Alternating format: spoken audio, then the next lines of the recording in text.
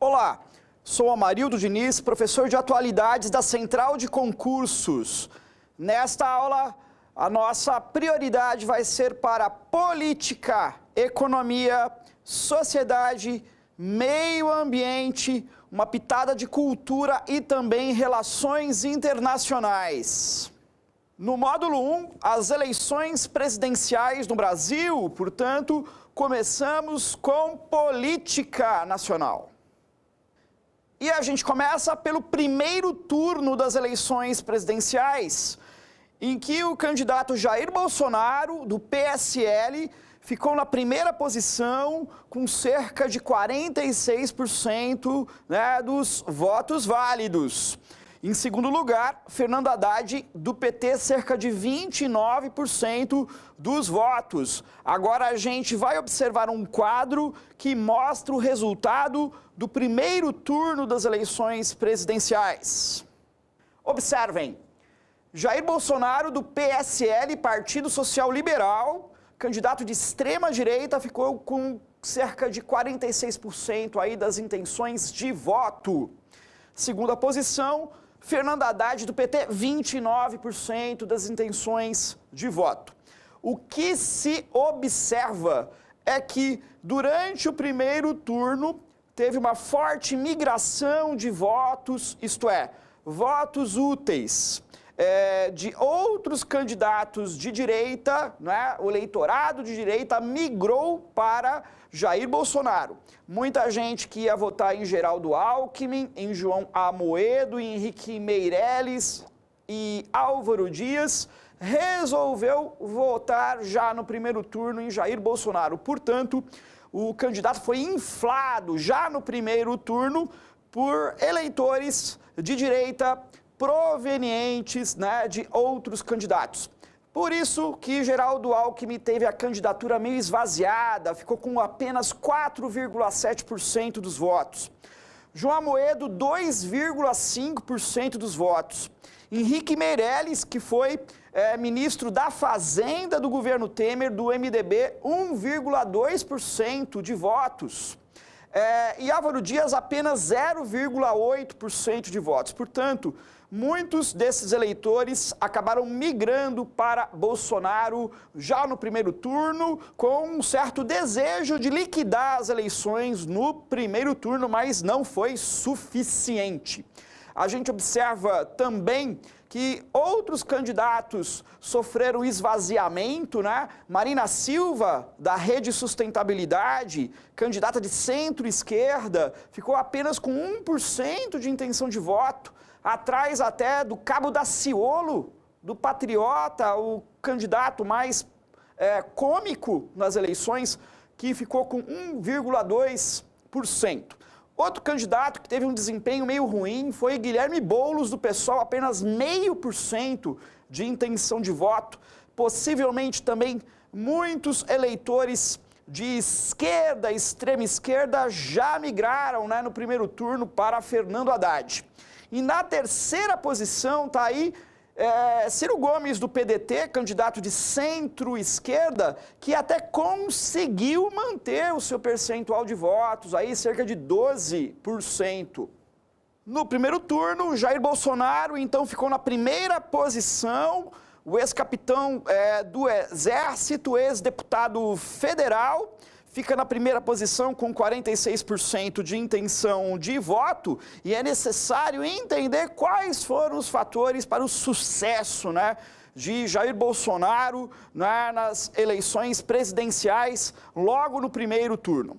O primeiro fator importante foi um forte sentimento aí de mudança na sociedade, Segmentos importantes da sociedade brasileira queriam mudança, Foi um voto anti-sistema político, contra os partidos tradicionais, como o PT e o PSDB. Um outro fator bastante importante foi também o forte sentimento antipetista na sociedade, lembrando que o Brasil vem de uma crise econômica bastante profunda, que em parte é associada à gestão petista de Dilma Rousseff.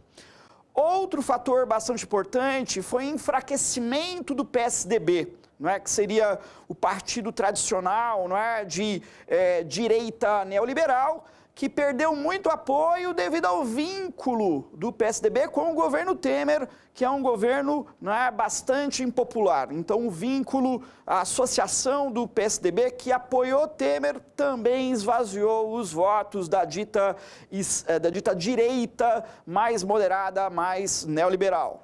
Outro fator muito importante que contribuiu para o bom desempenho de Jair Bolsonaro é a utilização muito eficaz da internet, das redes sociais, do WhatsApp nas eleições, conseguindo atingir eleitorado mais popular, e isso fez a diferença nas eleições.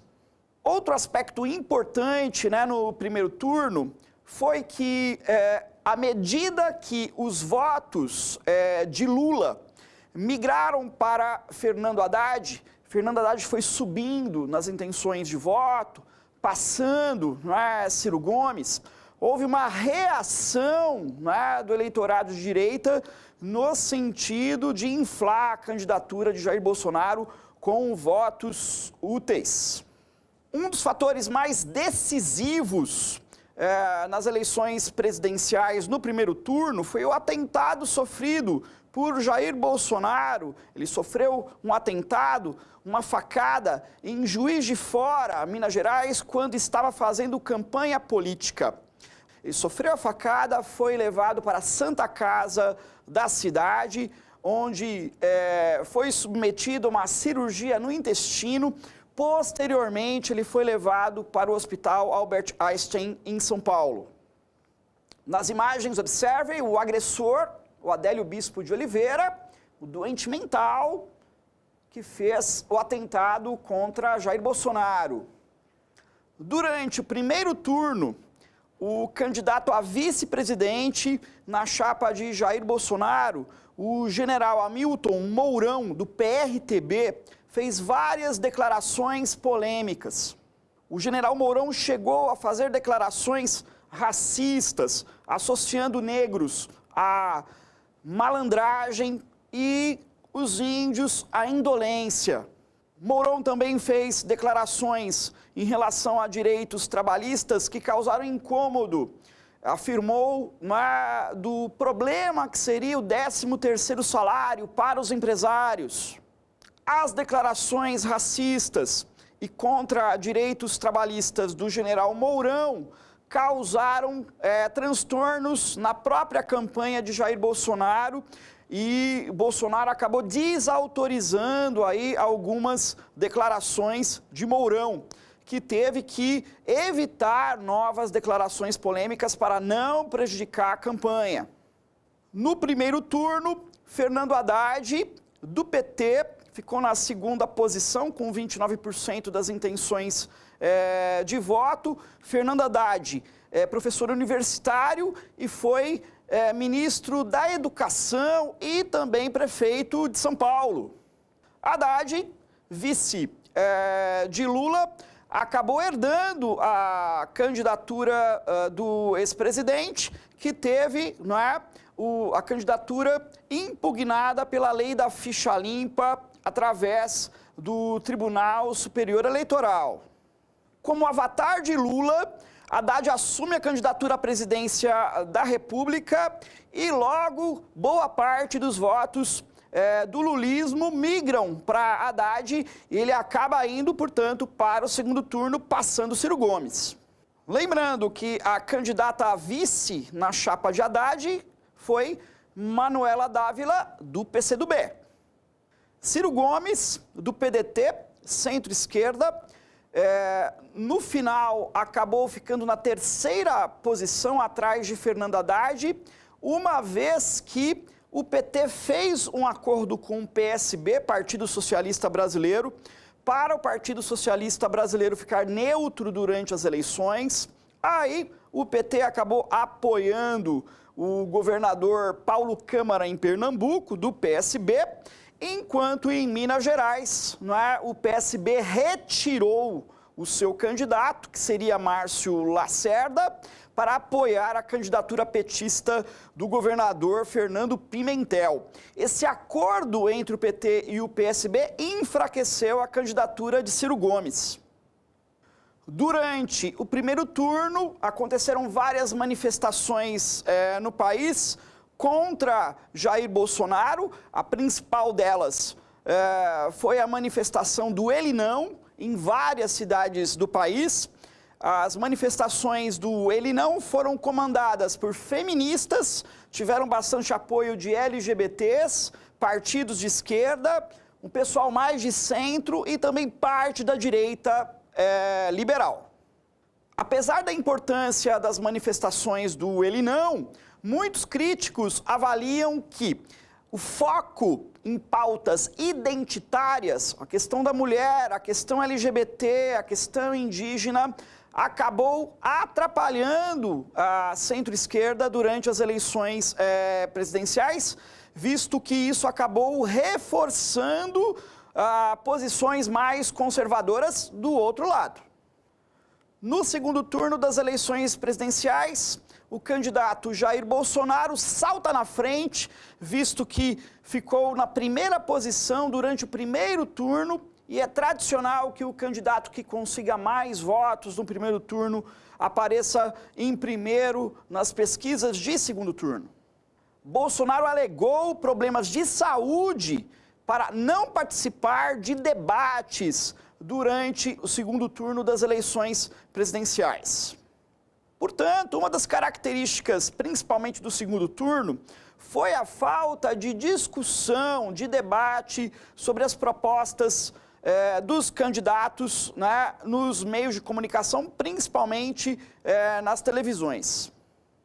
Do outro lado, Fernando Haddad teve muita dificuldade para alinhavar uma frente dita democrática contra o candidato de extrema-direita. Ele teve enormes dificuldades, teve apoios modestos, tímidos ou até envergonhados, apoios de última hora à sua candidatura. Um dos exemplos foi Joaquim Barbosa, ex-presidente do STF, que foi em grande medida responsável pela condenação do PT no caso do Mensalão, que apoiou o Fernando Haddad, todavia, lá no final do segundo turno.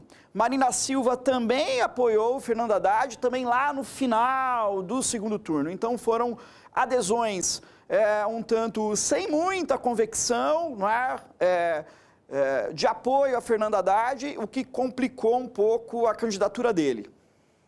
Lembrando também que Ciro Gomes, que foi sabotado pelo PT no primeiro turno, acabou no segundo turno tomando uma posição que, embora seja contra a extrema-direita, não declarou apoio direto a Fernando Haddad e foi bastante criticado no campo de centro-esquerda. Vamos agora ao resultado do segundo turno. Jair Bolsonaro do PSL, 55% das intenções de voto, enquanto Fernando Haddad do PT, 44% aí das intenções de voto. Praticamente aí 10 pontos percentuais de diferença entre o candidato de extrema-direita e o candidato de centro-esquerda. No segundo turno, uma matéria da Folha de São Paulo denunciou a utilização do WhatsApp, das redes sociais, com financiamento de empresários para favorecer a candidatura de Jair Bolsonaro. A denúncia seria de financiamento de fake news via WhatsApp para prejudicar o candidato do PT, Fernando Haddad.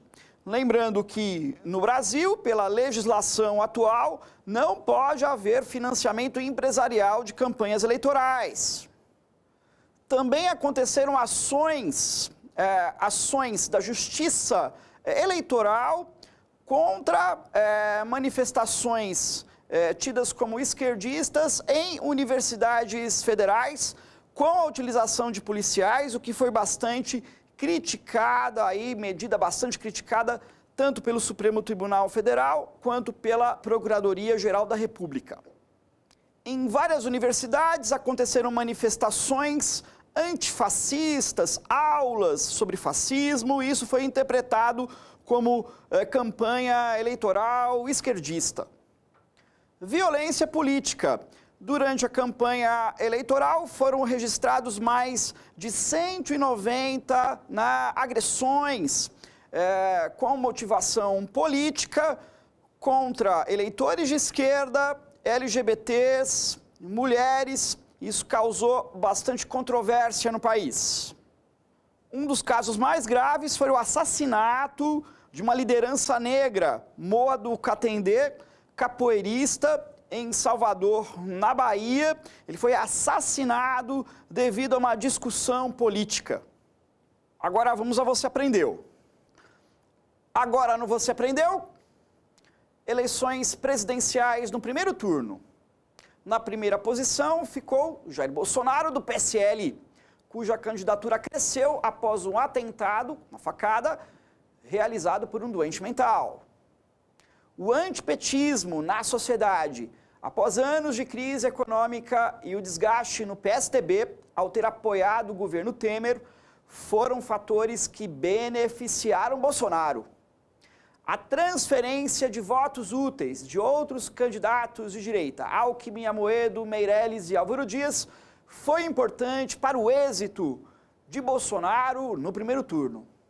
Manifestações do Ele Não, com pautas identitárias como feminismo, teriam causado um efeito contrário, ou seja, uma reação conservadora. Fernando Haddad, do PT, herdou a candidatura e votos de Lula, ficando na segunda posição aí no primeiro turno. Ciro Gomes, do PDT, ficou na terceira posição e foi prejudicado pelo acordo do PT com o PSB. Eleições presidenciais no segundo turno. Vitória de Jair Bolsonaro, do PSL, um candidato de extrema-direita, com 55% dos votos válidos. Segunda posição para Fernando Haddad, do PT, centro-esquerda, 44% dos votos válidos. Denúncia da Folha de São Paulo sobre financiamento empresarial de campanha através do uso de WhatsApp para beneficiar Bolsonaro. E tivemos vários casos de violência política de extrema-direita, a exemplo do assassinato de Moa do Catendê, na Bahia.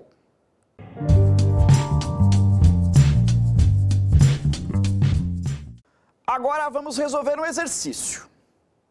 4 notícias a seguir são fake news. Identifique a notícia correta. Então vamos lá. Alternativa A. O kit gay foi distribuído pelo MEC para escolas públicas durante a gestão de Fernando Haddad no Ministério da Educação. Falso, errado, eis uma das maiores fake news durante a campanha eleitoral. Vamos para B. O atentado contra Bolsonaro foi planejado pela extrema-direita com apoio dos militares para beneficiar o candidato. Também mentira. Vamos para a C. Ciro Gomes foi condenado pela Lei Maria da Penha por ter agredido Patrícia Pilar, sua ex-mulher. Também correto. Vamos para D. Marina Silva e seu marido estão envolvidos em desmatamento na Amazônia. Fake news. Vamos para E. Bolsonaro foi favorecido pelo antipetismo, o desgaste do PSDB e pelo atentado sofrido no primeiro turno. Verdade. Então ficamos com a alternativa E. Concluímos o módulo. Nos vemos no próximo.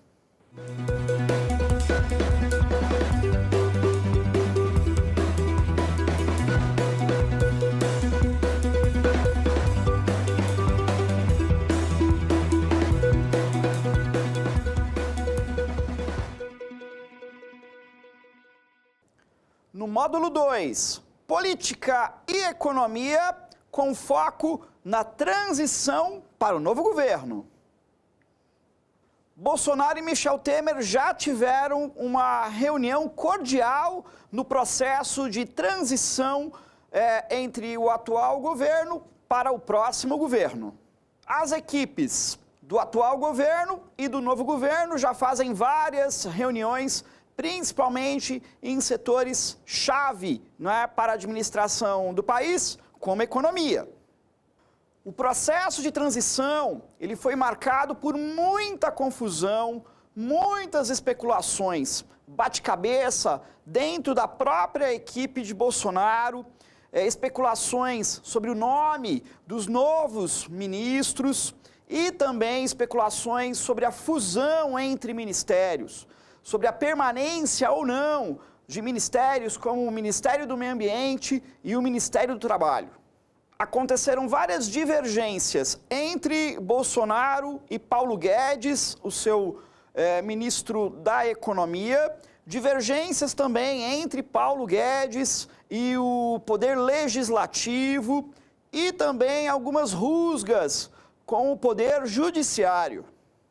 O Congresso Nacional acabou aprovando um reajuste dos salários dos ministros do Supremo Tribunal Federal em 16%, o que vai prejudicar muito as contas públicas do país em 2019, devido ao efeito cascata no Poder Judiciário. O custo vai ser bastante elevado.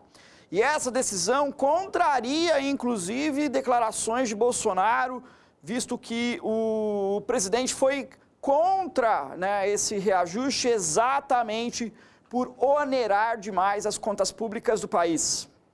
Paulo Guedes também fez algumas declarações que constrangeram o Congresso Nacional, dizendo que era necessário pressionar o Congresso Nacional. Também teve encontro entre Guedes e parlamentares, em que Guedes mostrou um desconhecimento sobre o orçamento do país, então muitas confusões e divergências dentro do processo de transição. Também aconteceram declarações provenientes do Poder Judiciário, recados do Poder Judiciário ao novo presidente. O Supremo Tribunal Federal e a Procuradora-Geral da República, Raquel Dodge, fizeram afirmações do tipo: é necessário respeitar a Constituição. Constituição que está fazendo em 2018 30 anos. Vamos agora a alguns dos ministros anunciados pelo presidente Jair Bolsonaro. O que chama mais atenção foi a escolha de Sérgio Moro para o Ministério da Justiça, mas um Ministério da Justiça ampliado que inclui a segurança pública. Lembrando que Sérgio Moro foi o responsável por julgar vários casos da Operação Lava Jato e pela condenação em primeira instância do ex-presidente Lula no caso do triplex do Guarujá. Em entrevista, o juiz Sérgio Moro fez declarações bem moderadas, bem diferentes das declarações de Jair Bolsonaro. Ele chegou a afirmar que é necessário, se chegar a uma conclusão no caso do assassinato de Marielle Franco, afirmou também que não é adequado a criminalização de movimentos sociais, como o MTST e o MST, fez declarações também bem moderadas sobre a questão do porte de arma no país, portanto, declarações mais moderadas do que as declarações do presidente Bolsonaro. Outra figura central no próximo governo é Paulo Guedes, o superministro da Economia. Paulo Guedes formou-se pela Universidade Federal de Minas Gerais. Estudou também na Universidade de Chicago, que tem um perfil bastante neoliberal. Guedes também foi um dos fundadores do banco BTG Pactual. O Guedes é apelidado pelo presidente Bolsonaro de Posto Ipiranga, isto é, quando se tem alguma dúvida sobre a economia, é só perguntar no Posto Ipiranga. A principal ideia de Guedes é fundar um superministério da economia. Esse superministério da economia englobaria fazenda, indústria e comércio exterior e também planejamento. Um questionamento importante é se isso vai dar certo, se são atribuições excessivas para um único ministério.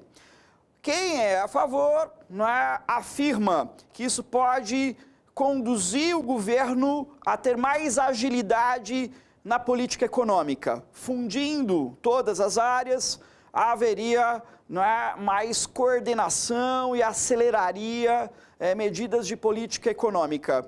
Outros dizem que são atribuições excessivas e atribuições muito diferentes para ficar a cargo de um único ministro.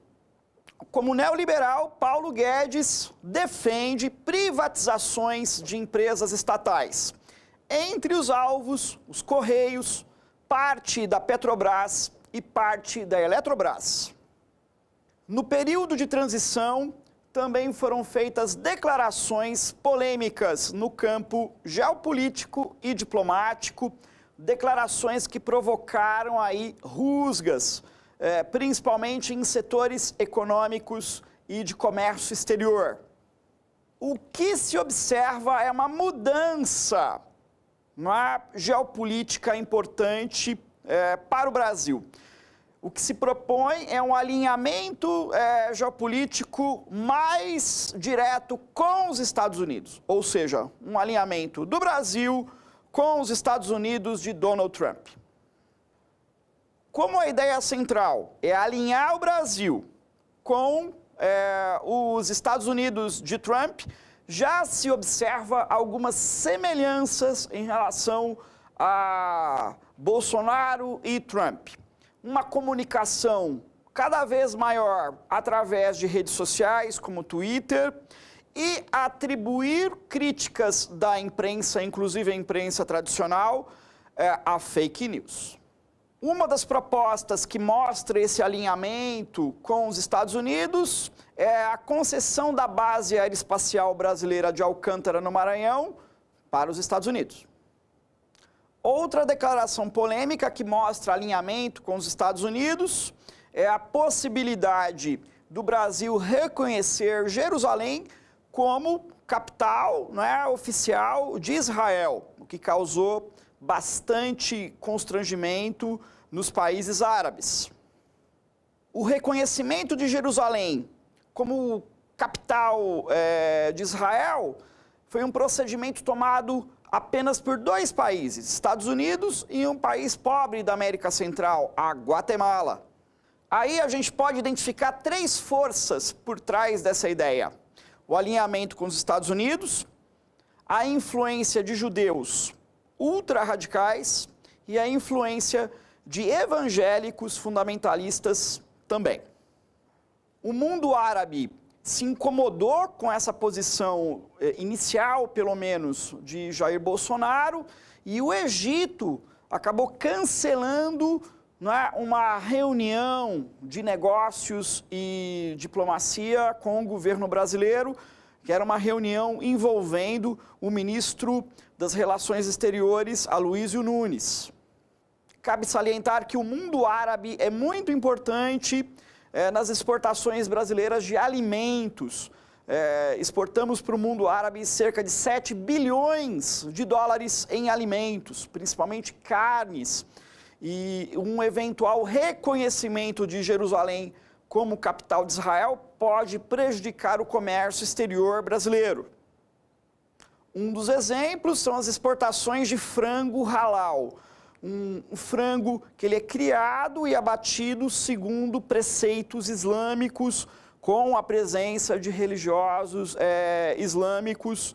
E esse frango ele é criado, produzido principalmente em granjas e abatido em frigoríficos da região sul do Brasil, principalmente nos estados do Paraná e Santa Catarina.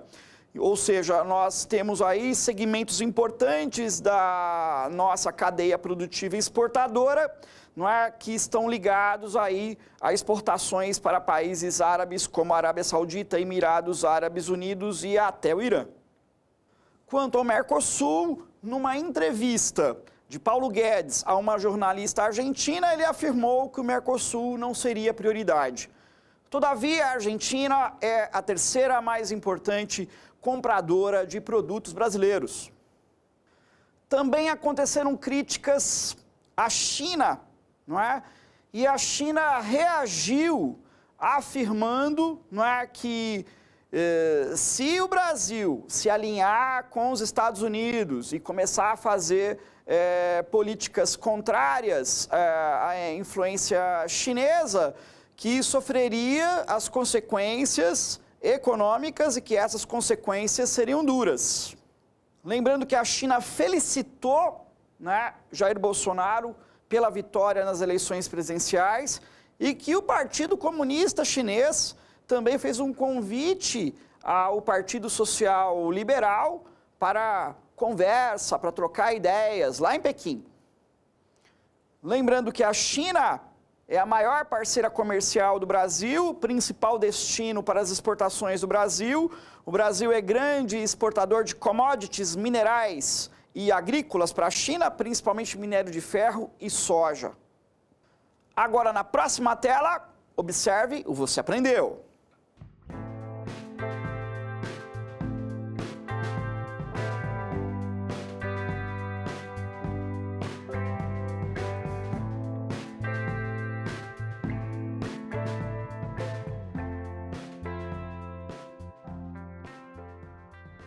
Agora vamos resolver um exercício.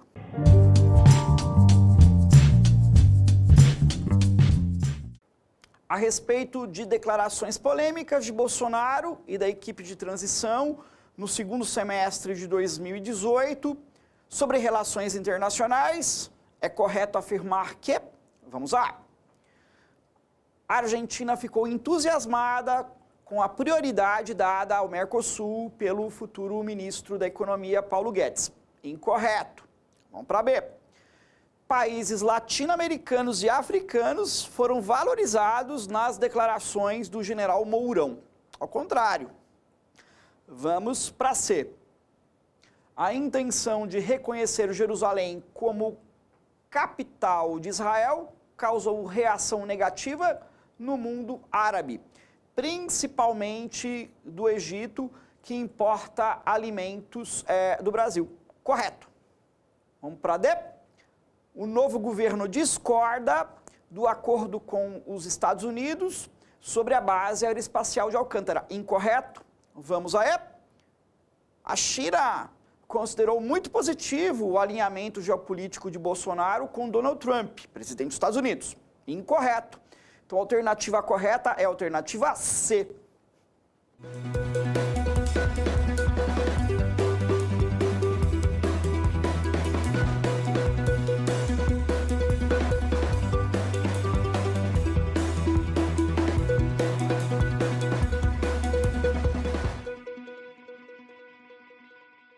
No módulo 3, prioridade para questões de meio ambiente.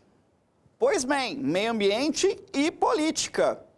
Durante o segundo semestre de 2018, durante o processo de transição, muitas idas e vindas sobre a questão da eventual incorporação do Ministério do Meio Ambiente, do setor de meio ambiente, pelo Ministério da Agricultura. Portanto, cogitou-se na possibilidade de incorporação do meio ambiente pelo Ministério da Agricultura para haver maior afinidade entre as duas áreas. O presidente Bolsonaro acabou fazendo algumas declarações polêmicas sobre questões ambientais, atribuindo a ambientalistas um caráter radical e xiita, questionando, né, o licenciamento ambiental no país, que o licenciamento ambiental de obras no país atrapalha a economia e que existiria uma indústria de multas do IBAMA contra, né, empresários, principalmente do setor de agronegócio. A ideia de incorporação do meio ambiente pela agricultura causou protestos de ambientalistas, da sociedade civil de modo geral, de artistas, de ONGs, e o presidente cogitou, inclusive, pela permanência do Ministério do Meio Ambiente. Setores do próprio agronegócio afirmaram que seria prejudicial para as exportações de produtos agropecuários brasileiros a fusão do meio ambiente com o Ministério da Agricultura, visto que a União Europeia compra produtos brasileiros observando parâmetros ambientais e que isso pegaria muito mal no mercado europeu. Lembrando que o Ministério do Meio Ambiente é bastante complexo, vai além de questões relacionadas ao mundo rural, ao mundo agropecuário. Além das questões relacionadas ao mundo rural, o Ministério é responsável, por questões como a poluição, de recursos hídricos e toda a questão de crises hídricas e abastecimento de água, degradação de recursos hídricos, portanto, é uma questão importante. O Ministério trata de mudanças climáticas e acordos no setor de alteração e mudança climática. O Ministério também trata de fiscalização contra infratores das leis ambientais. A fiscalização é responsabilidade do IBAMA e também o Ministério apresenta o ICMBio, que é o Instituto Chico Mendes, que cuida de todas as unidades de conservação do Brasil, que correspondem aí a cerca de 10% do território nacional, considerando as unidades de conservação que são federais. No mapa a gente observa as unidades de conservação do Brasil: parques nacionais, estações ecológicas, reservas biológicas, florestas nacionais. Lembrando que o ICMBio, que pertence ao Ministério do Meio Ambiente, é responsável pela gestão de grande parte destas unidades de conservação nos diferentes ecossistemas do Brasil. Seguindo a linha Trump, Bolsonaro também cogitou a possibilidade de retirar o Brasil do Acordo de Paris que combate o aquecimento global. Lembrando que no mundo apenas 2 países estão fora do Acordo de Paris: os Estados Unidos e um país periférico da América Central, a Nicarágua. E novamente, depois de críticas, o presidente voltou atrás e cogitou que o Brasil permaneceria no Acordo de Paris. Onyx Lorenzoni, do Democratas do Rio Grande do Sul, é o possível ministro da Casa Civil do governo Bolsonaro. Lorenzoni é acusado de caixa 2 em campanhas eleitorais anteriores. E Lorenzoni também fez críticas à Noruega. Também estamos brigando com a Noruega. E afirmou que a Noruega é equivocada em relação às críticas à política ambiental do Brasil e que o Brasil é um exemplo de conservação ambiental para o mundo. A futura ministra da Agricultura, Tereza Cristina, que também é do DEM, o Democratas, do estado de Mato Grosso do Sul. Tereza Cristina é da bancada ruralista, à frente pela agropecuária no Congresso Nacional. Tereza Cristina é uma deputada polêmica porque ela liderou o projeto de lei que está sendo debatido na Câmara dos Deputados, que facilita a liberação de novos agrotóxicos, diminui a influência da Anvisa e do Ministério do Meio Ambiente na liberação de agrotóxicos e fortalece esta decisão no Ministério da Agricultura. O que se propõe, pelo menos no processo de transição, é a criação de um super Ministério da Agricultura. Esse super Ministério da Agricultura envolveria também áreas como agricultura familiar, o INCRA, que é o Instituto Nacional de Colonização e Reforma Agrária, e até a Secretaria destinada à pesca. Lembrando que existem algumas denúncias de vínculo entre Tereza Cristina e o grupo JBS, envolvido em vários casos de corrupção nos últimos governos. Agora vamos a questões ambientais específicas. Tivemos um deslizamento de terra de grandes proporções em Niterói, região metropolitana do Rio de Janeiro. Os deslizamentos de terra no Brasil, eles são provocados, devido ao desmatamento indiscriminado de Mata Atlântica e urbanização desordenada, principalmente em regiões de morros e serras com climas mais úmidos.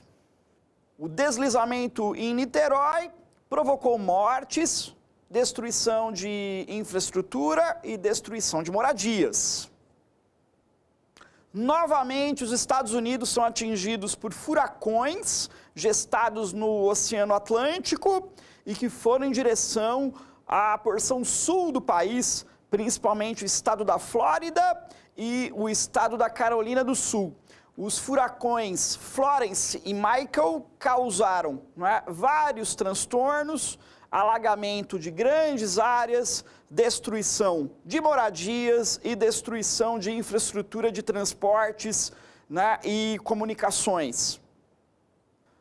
Os Estados Unidos, um país aí de Donald Trump que não assinou o Acordo de Paris, que combate o aquecimento global, está sendo atingido por anomalias climáticas bem graves, como o caso dos incêndios que estão atingindo o estado da Califórnia nos últimos anos. Em 2018, incêndios catastróficos atingiram o estado da Califórnia e nós temos aí algumas causas para esses incêndios. Primeira causa, uma mudança climática, que está tornando o clima cada vez mais quente e seco nesta região.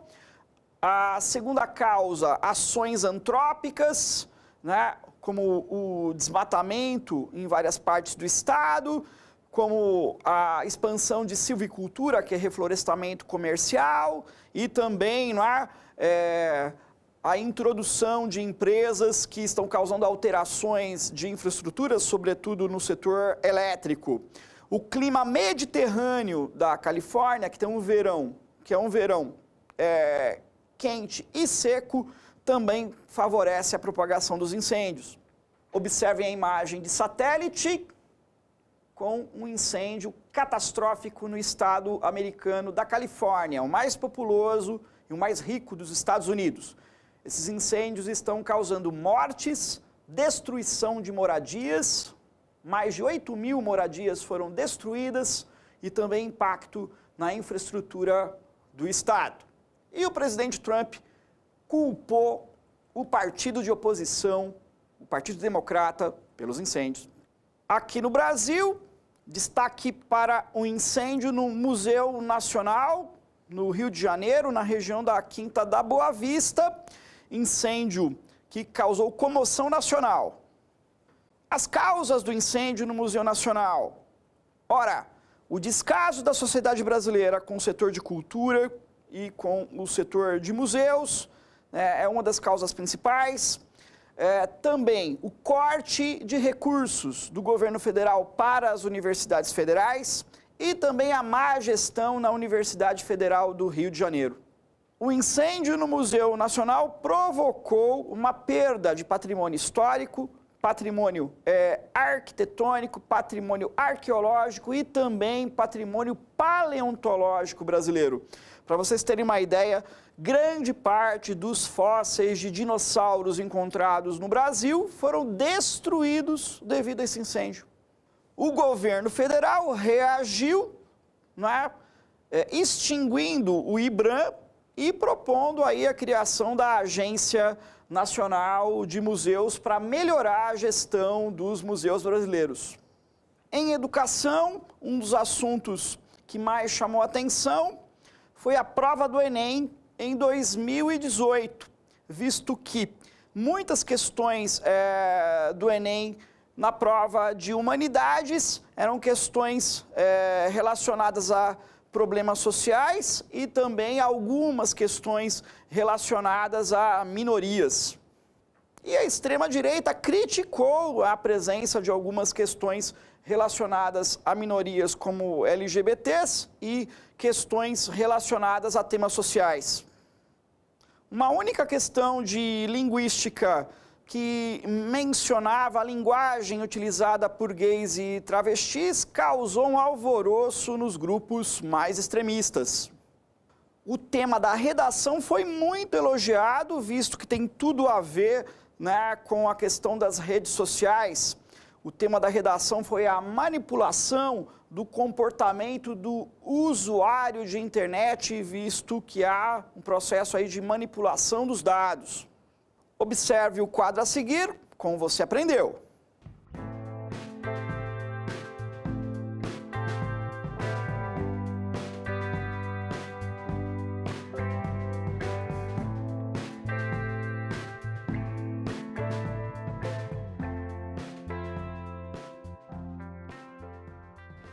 Agora vamos para um exercício.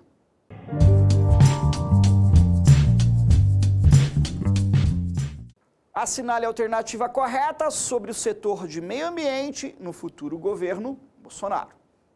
Fortalecimento do licenciamento ambiental, principalmente em projetos de mineração, para prevenir desastres como o de Mariana em Minas Gerais. Incorreto. Vamos para B. Proposta de fusão dos Ministérios de Ciência e Tecnologia com o Meio Ambiente. Também incorreto. Vamos para C.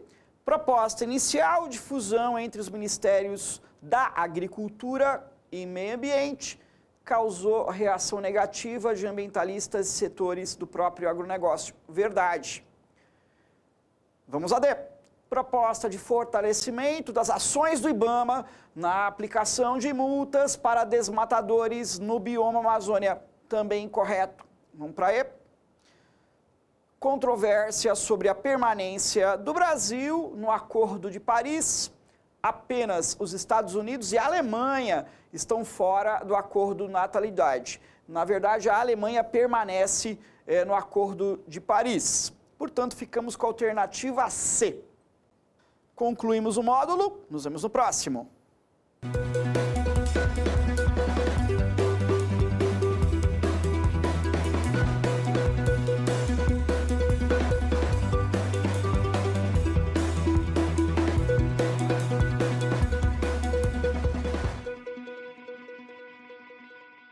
Olá!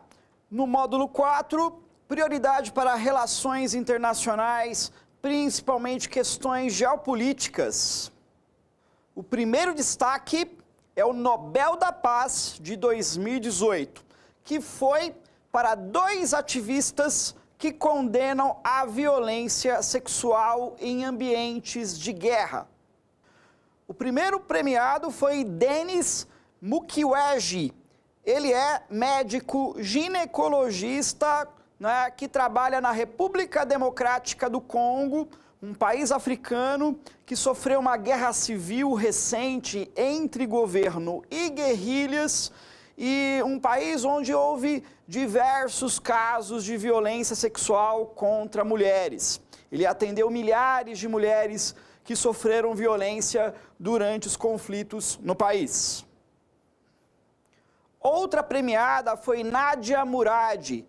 Ela é uma sobrevivente, não é, de violência sexual praticada pelo Estado Islâmico no Iraque. Ela foi sequestrada pelo Estado Islâmico no Iraque. Ela é da minoria religiosa e étnica Yazidi. Ela foi brutalmente estuprada, não é, por integrantes do Estado Islâmico. Ela conseguiu sobreviver e virou uma ativista pelos direitos das mulheres e contra a violência cometida em ambientes de conflito, em ambientes de guerra. Agora o assunto é extrema-direita nos Estados Unidos. Observa-se um crescimento do extremismo de direita nos Estados Unidos, na sua versão neonazista. Na cidade de Pittsburgh, estado americano da Pensilvânia, um atirador supremacista branco, racista, entrou numa sinagoga judaica e cometeu um crime bárbaro. Ele atirou nas pessoas durante uma cerimônia que estava acontecendo na sinagoga. O presidente Donald Trump criticou, condenou o atentado, todavia, ele foi para Pittsburgh e ele não foi recebido por muitos políticos locais e nem pela comunidade judaica, visto que eles calculam que é o discurso de ódio do presidente Trump que está insuflando extremistas nos Estados Unidos a cometerem esse tipo de crime. Em 2018, se desenvolve uma crise migratória na América Central. Milhares de pessoas estão saindo de países como Honduras, El Salvador, Guatemala e Nicarágua, em direção ao México e aos Estados Unidos. Esse pessoal está andando, caminhando em direção aos Estados Unidos, causando bastante confusão aí no percurso. No caso de Honduras, um país muito pobre da América Central, esses imigrantes fogem da pobreza, do desemprego, fogem também da repressão política promovida por um governo com orientação de direita, fogem de gangues, do crime organizado. Nos países centro-americanos, principalmente em Honduras, nós temos o crime organizado instituído através de gangues denominadas de maras. As gangues maras, elas forçam parte da população pobre a aderir ao crime organizado, elas escravizam parte das pessoas a trabalharem para elas, sequestram pessoas, então é uma situação de violência bastante grande. Lembrando que em 2009 aconteceu um golpe militar em Honduras que derrubou o presidente de centro-esquerda, Manuel Zelaya, que estava fazendo algumas reformas sociais. O novo governo foi apoiado pelos Estados Unidos, um governo mais radical, mais neoliberal, mais à direita, e o resultado é uma crise social que desemboca agora numa crise migratória. Lembrando que o presidente Trump já ordenou o exército americano a ir para a fronteira com o México para evitar a entrada dos imigrantes centro-americanos no país. Observem na foto a caravana de imigrantes provenientes da América Central, de Honduras, El Salvador, Guatemala e Nicarágua, rumo aos Estados Unidos. Agora, temas africanos. Guiné Equatorial. A Guiné Equatorial é um país da África Central, grande exportador de petróleo, todavia é uma ditadura corrupta. O país é governado pelo ditador Teodoro Obiang há décadas. Mas o que a Guiné Equatorial tem a ver com o Brasil, por exemplo? Anos atrás, a escola de samba Beija-Flor fez uma homenagem à Guiné Equatorial e ganhou o carnaval aqui no Brasil. Só que recebeu bastante dinheiro da ditadura africana. Agora, em 2018, a comitiva do vice-presidente Teodorinho Obiang, o vice e filho do ditador, foi detida aqui num aeroporto brasileiro e foi detida porque portava muitos dólares, muito dinheiro e joias de origem muito suspeita. Lembrando que Teodorinho Obiang em vários países é conhecido como corrupto e que teria desviado milhões de dólares da Guiné Equatorial. Também se descobriu uma cobertura luxuosa no bairro dos Jardins, em São Paulo, que pertence à Guiné Equatorial. Agora um caso que chamou muita atenção da mídia internacional durante o segundo semestre de 2018, o assassinato de um jornalista saudita, o Jamal Khashoggi, e ele foi fazer um trabalho para o jornal americano Washington Post e acabou sendo assassinado. O assassinato do jornalista saudita aconteceu no consulado da Arábia Saudita em Istambul, na Turquia. Um escândalo. E depois desapareceram com o corpo do jornalista. Suspeita-se que o assassinato foi encomendado pela ditadura monárquica da Arábia Saudita, que na atualidade é comandada pelo príncipe, não é, saudita, que detém mais poder no país. O príncipe Mohammed bin Salman assumiu liderança na Arábia Saudita nos últimos anos e fez até uma campanha para melhorar a reputação do país e agora é acusado de ser o mandante do assassinato do jornalista que fazia críticas à ditadura saudita. É uma situação muito constrangedora, visto que a Arábia Saudita é grande exportadora de petróleo para os Estados Unidos, é aliada dos Estados Unidos, de Donald Trump, e Trump, né, faz vistas grossas para a situação aí do assassinato do jornalista na Turquia. Agora vamos para Israel. Lembrem-se, Israel é governado pelo primeiro-ministro Benjamin Netanyahu do Likud, que é a direita israelense. Em 2018, o governo Netanyahu decidiu mudar o status de Israel para Estado-nação do povo judeu. Isso desagradou a parte da população israelense que é árabe, não é? Que é muçulmana ou cristã. Os palestinos começaram a protestar, inclusive, contra o reconhecimento de Jerusalém como capital de Israel, e aconteceram vários conflitos entre palestinos e o governo israelense, inclusive com ataques e bombardeios do governo de Israel contra a faixa de Gaza, procurando atingir o grupo extremista Hamas. No mundo, observa-se um crescimento da extrema-direita. E a gente observa que na Itália essa onda chegou. Nas últimas eleições, a extrema-direita ela consegue chegar ao poder. Acontece uma coalizão governamental entre dois partidos, os 5 Estrelas, que é um partido mais populista, e um partido mais extremista, que é a Liga Norte. O novo primeiro-ministro da Itália, agora de extrema-direita, é Giuseppe Conte.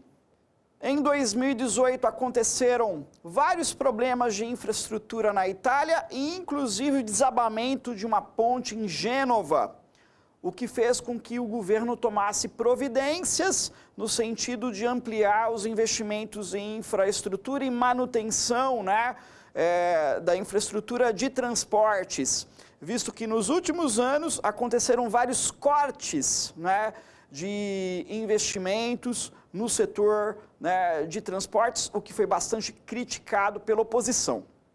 Agora observem o quadro Você Aprendeu, com um resumo das relações internacionais.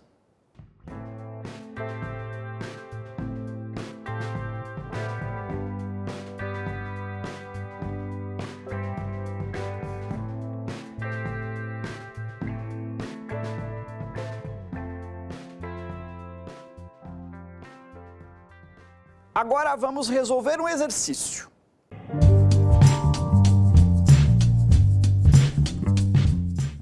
Com relação ao noticiário internacional no segundo semestre de 2018, é possível afirmar que, vamos lá, o fluxo migratório da Nicarágua em direção aos Estados Unidos deve-se à queda do ditador Daniel Ortega. Mentira! Daniel Ortega, que é um cara de extrema esquerda, continua no poder na Nicarágua e reprimindo opositores. Vamos para B? O assassinato de um jornalista em consulado na Turquia chama atenção para a ditadura monárquica petrolífera da Arábia Saudita. Verdade. Vamos para C? A Itália apresenta um novo governo social-democrata que pretende aumentar os investimentos em infraestrutura de transportes. Lembrem-se, teve um crescimento da extrema-direita na Itália. Vamos para D. A onda de extrema-direita nos Estados Unidos não se relaciona com o ataque neonazista à sinagoga judaica na Pensilvânia. Incorreto, vamos para E. A Guiné Equatorial é uma democracia que combate a corrupção e abusos de poder por autoridades do país. Mentira! Guiné Equatorial é uma ditadura corrupta. Portanto, ficamos aí com a alternativa B. Foi o caso, né, do assassinato do jornalista saudita num consulado em Istambul, na Turquia. Finalizamos a aula, nos vemos na próxima.